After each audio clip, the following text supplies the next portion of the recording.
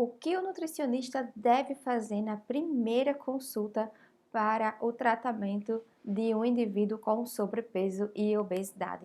Eu vou te contar aqui alguns itens fundamentais, Nutri, para que você consiga conduzir o seu paciente na melhor forma possível, tanto dentro da primeira consulta, quanto isso vai ajudar a enxergar, a ele a enxergar a necessidade para uma segunda, para uma terceira consulta e levá-lo para um acompanhamento efetivo.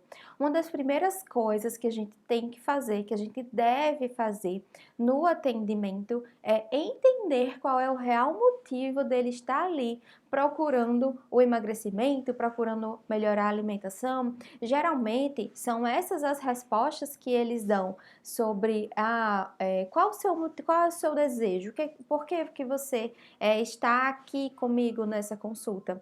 E aí geralmente vem a seguinte resposta: quero emagrecer, quero uma dieta, ou então, quero melhorar a minha alimentação.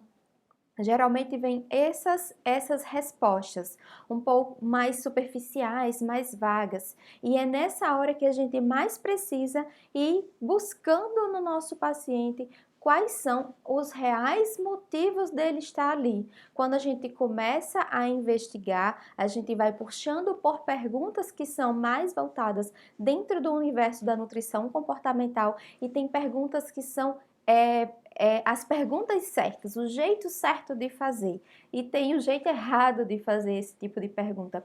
Nós temos que ter a pergunta de forma que não machuque o nosso paciente, de forma que não vá ferir ainda mais aquela dor que ele sente. Nós temos várias dores dentro do sobrepeso e da obesidade, dores emocionais, dores físicas, e se a gente não souber fazer muito bem essas perguntas, a gente pode acabar ferindo o nosso paciente, e isso vai deixá-lo constrangido, triste, envergonhado. Então é muito importante a gente compreender e saber o porquê dele estar ali. Depois que a gente consegue entender o real motivo, aí é a hora da gente fazer uma anamnese bem feita. Não significa fazer uma anamnese completa, cansativa, exaustiva. Basta você fazer uma anamnese bem feita. Você precisa saber quais são as perguntas essenciais que tem que estar no seu protocolo para você poder saber os itens, né? A sequência necessária para você aplicar a sua conduta com segurança já desde a primeira consulta. Uma das perguntas dentro dessa anamnese que você pode fazer, por exemplo, além de entender qual é o real motivo dele estar ali te procurando no tratamento dele, é de você perguntar: já tentou outras vezes chegar a esse resultado? Como que foi? E a partir disso você já vai entender um histórico dele. Ele vai te contar uma história do que foi que já aconteceu, do que foi que ele já tentou, o que é que ele acredita que dá certo, o que é que ele acredita que não dá certo. E geralmente já vem com a crença muito forte de já fiz tudo e nada dá certo. E isso, Nutri, você tem que estar muito preparado para estar ouvindo sempre isso, porque é algo que está presente no cognitivo do nosso paciente. Ele acredita que já fez de tudo e não consegue emagrecer. Porém, ele está ali na sua frente, precisando da sua ajuda, por mais que ele mesmo nem acredite mais que é possível conseguir conquistar esse tão almejado, né, objetivo, que não é só em prol da estética, também na verdade, primeiro é em prol da saúde, e a questão da estética, da autoestima vem agregado nesse pacote. Então, quando a gente faz essa anamnese bem feita, a gente vai ter mais segurança na nossa prescrição nutricional, e o nosso paciente vai começar a enxergar as coisas que ele mais precisa entender de todo esse universo, que a nutrição pode sim levar ele até o seu objetivo, desde que de uma forma bem guiada, desde que a gente consiga realmente trilhar, mostrar esse caminho das pedras.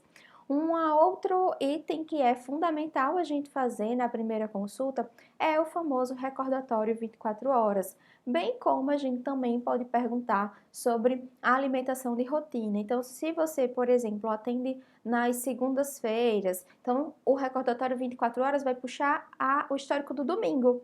Então, geralmente acontece de que no domingo não é a alimentação mais rotineira. Pode até ser, mas em geral não é. Então tem que ficar atento e atenta a essas questões sobre como fazer esse recordatório 24 horas. Além disso, dentro do recordatório 24 horas, a gente não pode nunca jamais julgar o nosso paciente por nenhum tipo de alimento. Eu sei que você sabe disso.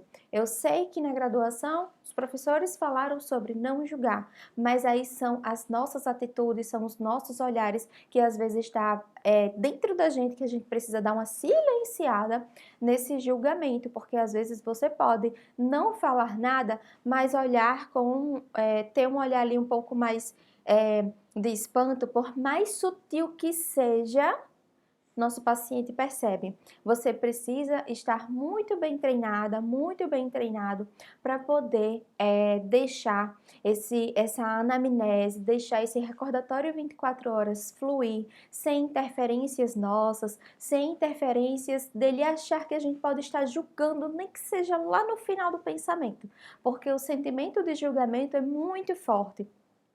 E acaba que quando vem com esse sentimento de julgamento, acaba escondendo muita coisa da gente, do que a gente precisa realmente saber para tratar. Depois desse recordatório 24 horas, você já vai ter toda uma base de como que é a alimentação. E tem alguns aspectos que são fundamentais a gente perguntar no recordatório 24 horas. Por exemplo, se belisca muito. Isso é uma coisa que as pessoas geralmente pulam os beliscados, elas contam as refeições principais, mas acabam não te contando os beliscados, acabam não te contando qual se consumiu uma sobremesa, se não comeu, se toma líquido junto das refeições, se não toma. E tem um jeito certo de fazer essas perguntas, para que a gente consiga puxar realmente tudo o que é da rotina alimentar dessa pessoa e a gente conseguir de fato enxergar o que é que a gente precisa já ajustar com mais necessidade, com mais urgência e outras coisas que a gente vai moldando, vai modelando ao longo do caminho. Então, quando a gente faz esse recordatório alimentar bem feito, quando a gente faz essa anamnese bem feita, vai facilitar demais o nosso trabalho de como conduzir, porque quando a gente não consegue captar do nosso paciente as entrelinhas, que são, por exemplo, os beliscados, que são essas coisas que parecem pequenas, que parecem detalhes, isso atrapalha a nossa conduta. Então, tem que saber pescar muito bem essas entrelinhas, literalmente, durante a consulta. As medidas antropométricas sempre vai ter, geralmente eles já chegam ansiosos, na primeira consulta não tanto, geralmente na primeira consulta vem mais um sentimento ali de nervosismo na hora de fazer as medidas antropométricas e é muito importante que a gente tenha a nossa postura acolhedora para poder conseguir fazer essa avaliação física. Quando a gente diz vamos fazer suas medidas, já tem gente que começa a bater a perninha, já tem gente que começa a suar frio, já tem gente que se enrola ali com a bolsa, fica ali meio que perdendo tempo, tentando fugir da hora de fazer a avaliação física. Geralmente na primeira consulta acontece isso, e o ponto-chave que a gente tem que trabalhar durante a nossa fala com ele, naquele momento do 1 a 1, é o acolhimento. A gente precisa acolher o nosso paciente desde o início para que quando ele chegue na avaliação antropométrica, na hora de você fazer a avaliação, ele não se sinta constrangido, ele não se sinta envergonhado, porque é muito comum esse nervosismo, essa vergonha bater. Então, tenha um ambiente, se você atender no presencial, nesse caso, tenha um ambiente que esteja, que proteja mais a porta, né, fechada, se tiver janelas que tenham uma cortina, tudo isso faz parte do acolhimento para que essa pessoa ela se sinta um pouco mais relaxada para poder fazer a avaliação física. Geralmente, a partir da segunda consulta, na segunda, terceira, quarta em diante, essa pessoa vai ficando mais tranquila e mais até ansiosa por fazer essa avaliação, diferente do perfil dela quando ela chega na primeira consulta. E para a gente fazer as medidas, a gente fazer a antropometria bem feita, a gente precisa dos equipamentos. Não precisa nada muito mirabolante, mas é importante que a gente tenha as ferramentas essenciais para que a gente consiga ali calcular, ter as circunferências, dependendo do grau de sobrepeso e obesidade, a gente deve ou não usar o adipômetro, e essa informação a gente encontra lá na diretriz da ABESO, tá? Nas diretrizes brasileiras em relação ao tratamento do sobrepeso e da obesidade. Inclusive saiu o posicionamento do tratamento nutricional do sobrepeso e da obesidade da ABESO agora no ano de 2022, tá? Recente, foi agora em junho, se eu não me engano, foi dia 11 ou 12 de junho de que foi publicado. E lá a gente tem informações em relação a essa parte do acolhimento, de como fazer esse manejo, e nas diretrizes de 2016 tem essa parte da antropometria, de que é recomendado a gente fazer alguns tipos de avaliação antropométrica, enquanto que outros não é tão recomendado, principalmente o do adipômetro, porque o erro pode ser muito alto, né? A gordura, ela se modela conforme a gente vai pensando. Então, pode haver, quando a gente for fazer a dobra cutânea, né, digamos, bíceps, tríceps, a subescapular, superilíaca, de quando for pinçar aquela dobra cutânea, a gente mover essa gordura e acabar tendo erros na avaliação física. Então tem que ter muito cuidado em relação a isso e saber quando aplicar e quando não aplicar cada tipo de protocolo na hora da avaliação física. Bem como a gente ter as fitas antropométricas que são mais indicadas para essa avaliação. E dependendo do perfil que você atenda de sobrepeso e da obesidade, às vezes uma fita de 2 metros pode ser pouco. Uma fita de 1,5 m, que na verdade é de 1,5 m, é a mais comum, é a que a gente encontra com mais facilidade para comprar. Pode ser pequena, de verdade, e isso vai gerar muito constrangimento, tanto para você enquanto profissional, quanto para o seu paciente. Então, a gente precisa ter as ferramentas certas, não precisam ser ferramentas caríssimas de outro mundo. Se você tiver, ótimo, maravilha. E se não, faz assim mesmo, porque dá certo. As circunferências são excelentes medidas para a gente ir acompanhando a evolução. Além de, claro, fazer verificar IMC e todas as outras percentual de gordura que der para fazer, para calcular com o adipômetro, ou se você tiver uma bioimpedância.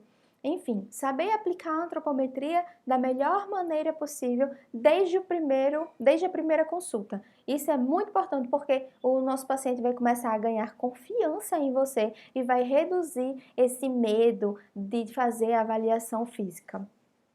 Um outro item super importante também é a gente verificar a questão da hidratação. Quando a gente faz o cálculo da hidratação, ou quantidade de ml por quilo de peso, que geralmente ali é em torno de 35, mas isso vai variar conforme a cidade que você morar, que o seu paciente morar, se for uma cidade mais quente, se for uma cidade mais fria, se essa pessoa faz atividade física, se não faz, se pretende fazer, tudo isso vai interferir nesse cálculo da hidratação. E quando a gente faz o cálculo da hidratação, a gente precisa mostrar para ele e explicar todos esses aspectos da importância dele se hidratar. Inclusive, a falta a baixa ingestão de água durante o dia pode levar o nosso paciente a desencadear uma fome noturna, porque a fisiologia acredita que está faltando alguma coisa e realmente está. O consumo de água pode estar reduzido, pode estar baixo, e isso vai desencadear com que ele venha consumir mais calorias à noite. Pela informação de que está faltando alguma coisa, acaba caindo ali em querer consumir mais alimentos, e na verdade pode ser até água. Esse é até mesmo um dos gatilhos de que leva o nosso paciente a comer mais à noite.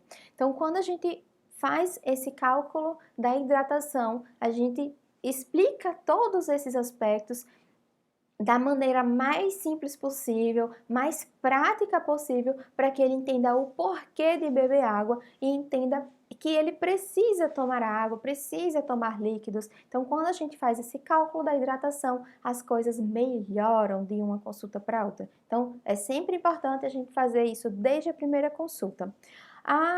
Outro item que é essencial também a gente fazer, ou pelo menos se você ainda não tiver a prática, pelo menos faz a base do plano alimentar. Tenta ver ali com o seu paciente quais são os alimentos que ele prefere, que ele não gosta, que caibam na rotina dele, que caibam no bolso dele, porque não adianta a gente prescrever um plano alimentar perfeito, com frutas vermelhas, com isso, com aquilo, com vários alimentos com compostos bioativos, com chá daquilo, com chá disso, com legumes, com fruta. Se essa pessoa vai passar o dia fora, por exemplo, e no trabalho não tem onde fazer, ou se no trabalho não tiver um frigobar, uma geladeira para armazenar esses alimentos. Então a gente precisa estar muito bem alinhados na hora de prescrever o plano alimentar com a rotina do nosso paciente. É uma das queixas que eu mais ouço por aqui de quem chega para mim, de que pedem, Amanda, faz um plano alimentar para mim que eu consiga colocar em prática. Porque quando chega aquele plano alimentar perfeito, bem bonitinho, com todos os nutrientes adequados, que a gente sabe que isso é importante, mas aquele plano vai ficar no papel. E não adianta a gente fazer um plano para que ele fique simplesmente num papel e fique esquecido numa gaveta. Não adianta a gente fazer isso. É preciso a gente saber prescrever um plano que o nosso paciente consiga colocar em prática desde um primeiro momento. E não adianta querer consertar tudo de uma vez. A gente vai por etapas, a gente vai por degraus e vai fazendo alguns combinados, até mesmo algumas concessões, para que ele se sinta parte de que está também construindo o plano alimentar junto com você. Você vai orientando, você vai combinando, você vai mostrando as opções e vai vendo, é para você talvez seja melhor essa ou esse aqui.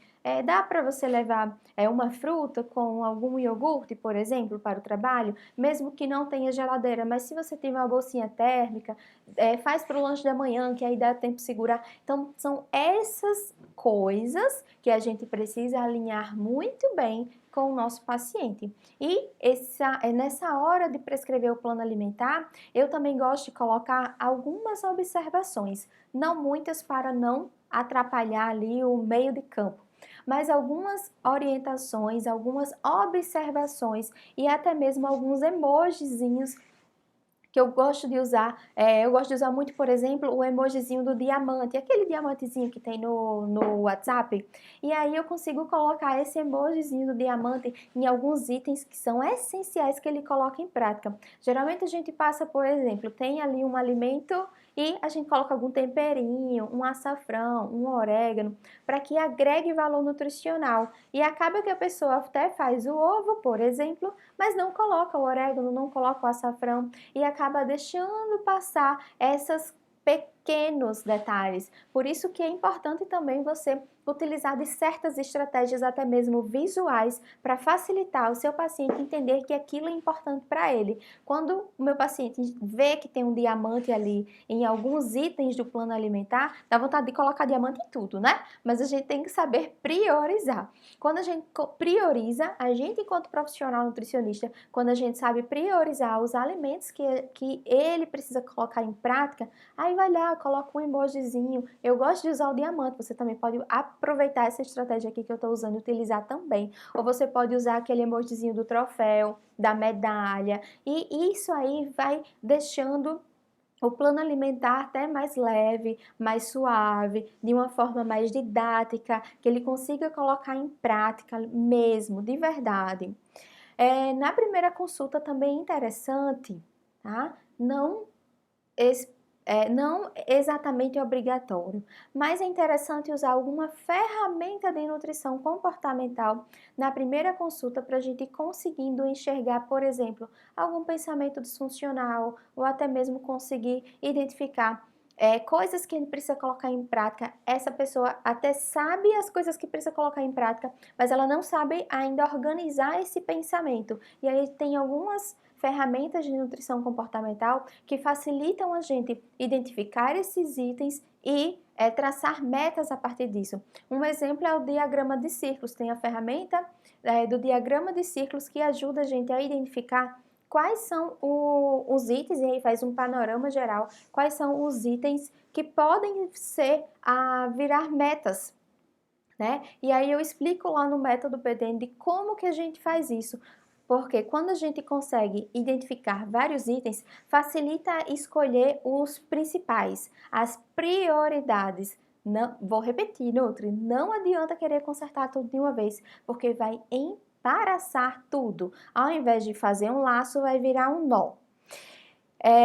E depois que a gente aplica alguma ferramenta de nutrição comportamental, fica muito mais fácil a gente conseguir visualizar a evolução da parte cognitivo, a evolução de que algumas metas de colocar mais qualidade na alimentação do paciente vai ficando mais fácil enxergar, e isso vai fazendo com que ele dê uma desprendida naquele peso da balança. Porque quando o nosso paciente se prende muito ao peso da balança da primeira consulta para a segunda, isso pode ser um interferente negativo. Tem gente que se beneficia de ter essa informação, tem gente que vai se atrapalhar mais ainda.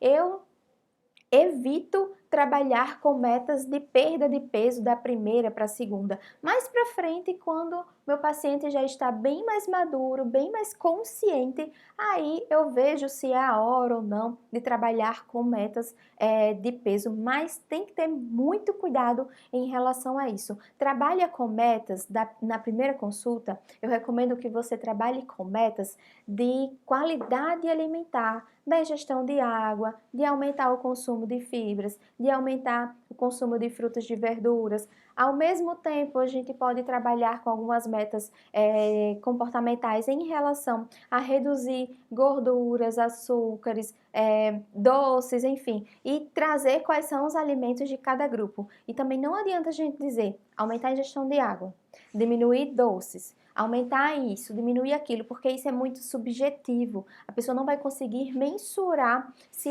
está fazendo ou não aquela meta. Então, quando a gente vai traçar uma meta na consulta com o nosso paciente, ela precisa ser específica, precisa ter um tempo para poder colocar em prática, ela precisa ter um motivo intrínseco do paciente, dele entender o motivo pelo qual ele precisa colocar aquilo em prática. Então, a gente precisa trabalhar todos esses itens na hora que vai traçar as metas, certo? Se houver necessidade de suplementação, aí você vai ter que analisar, vai ter que verificar se é necessário, se não é necessário suplementar. Geralmente acontece isso, chega com a alimentação toda assim, bagunçada, precisando ajeitar, e aí tem certos suplementos que é mais interessante colocar um pouquinho mais para frente, porque primeiro precisa organizar essa casa para depois colocar um suplemento. Um exemplo didático que eu até utilizei em um vídeo meu para os meus pacientes foi explicando em relação a isso, de por que geralmente na primeira consulta, dependendo de cada caso, tá certo, Nutri? Eu não coloco um suplemento, e eu também não recomendo que eles comprem suplemento por conta própria. É como se tivesse uma casa toda bagunçada e que precisa fazer uma faxina, precisa fazer uma organização. Se eu tô com a casa toda bagunçada, adianta eu comprar um móvel novo para colocar ali naquela sala que tá toda bagunçada? Se eu comprar esse móvel novo, que no caso seria um suplemento, né? Uma forma da gente comparar. Esse móvel novo, se eu colocar dentro dessa casa bagunçada, vai resolver o problema dessa casa bagunçada? Não vai. Então, eu explico dessa forma que fica muito mais prático e muito mais didático do nosso paciente entender que primeiro é preciso organizar essa casa, organizar esse ambiente, para depois, aí sim, trazer um móvel novo, né? E colocar na sala, colocar no quarto. Isso é uma forma de metáfora, né? Para a gente explicar, e eu aproveitei aqui para trazer para vocês essa metáfora também, porque vocês podem aproveitar na consulta de vocês e usar essa explicação lógica para eles entenderem. Já traçou as metas, já verificou o plano alimentar, aplicou ferramentas, soube o motivo dele estar ali, fez uma anamnese bem feita, não necessariamente longa, cansativa e exaustiva, tá? E tem sempre colocar algum conteúdo extra que você veja que é prioridade para ele. Não põe tudo de uma vez, não coloca tudo que é conteúdo de uma vez. Eu sei que você tem vários conteúdos, várias PDFs com receitas de como fazer branqueamento, de como congelar os alimentos, de como cozinhar, de qual é a melhor forma de preparar certos alimentos. Então, querer entregar isso tudo de uma vez vai deixar de ser laço e vai virar um nó, tá? E vem ali com algumas receitas. Mais uma vez, não coloca todas as receitas do mundo. Escolhe ali as receitas que já estão ali dentro do plano alimentar.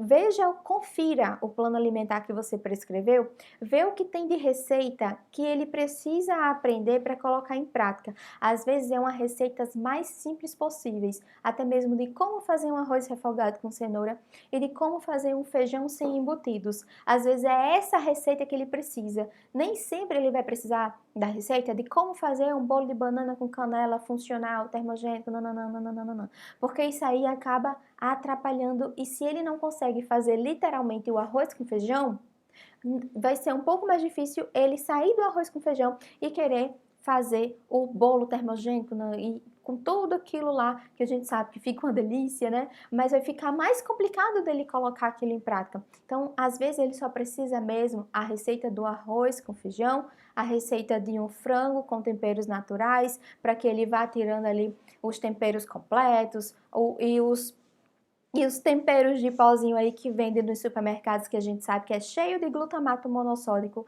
e que isso desencadeia lá a resistência à insulina. Então, foca nas receitas, foca nas receitas que ele mais precisa para colocar em prática nesse primeiro momento.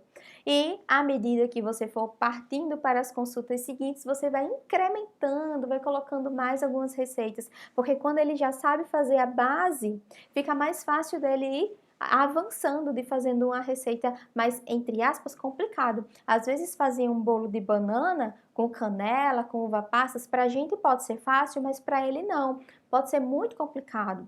Então tem que se ater, tem que entender aí as prioridades. Então, Nutri, eu te dei aqui um panorama, uma ideia geral de como você deve conduzir um primeiro atendimento para o tratamento do sobrepeso e da obesidade. Pega essas coisas, vai colocando em prática. Eu sei que pode ser muita coisa de uma vez, principalmente para quem está saindo da graduação, para quem é recém-formado. Eu sei que a insegurança muitas vezes bate, eu sei que às vezes até o medo de atender pode bater, mas vai, faz, porque tem gente precisando de você, tem gente que precisa do seu serviço, tá bom? Então, Nutri, se você curtiu esse vídeo, se você realmente gostou, clica aqui no curtir, se inscreva no canal e manda esse vídeo para mais pessoas, para mais nutricionistas que você sabe que vai gostar também. Então, te vejo no próximo vídeo.